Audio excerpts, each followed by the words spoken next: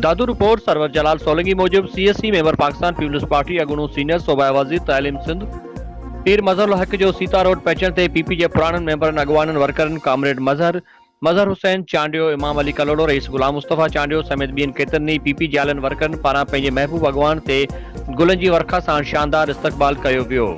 उन मौक़े ते पीर मज़हर हक चयो त PP जूं पाड़ूं अवाम में खुतल आहिनि। अवाम नियाज़ी सरकार मुल्क जे ग़रीब अवाम जी महांगाई सबबि जेल भञी छॾी आहे।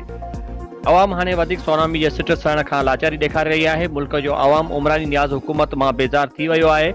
अवाम निजात चाहे तो जल्द मुल्क जो वज़ीर आज़म बिलावल भुट्टो ज़रदारी थींदो, मुल्क में खुशहाली ईंदी। उन मौक़े ते उमदाद हुसैन दावच, गुलाम हैदर खोसो, सईद असदुल्ला शाह, रोशन अली चांडियो, मोहम्मद वसीम थईम, ताहिर हुसैन लगारी समेत ॿिया पार्टी वर्कर सपोर्टर मौजूद हुआ।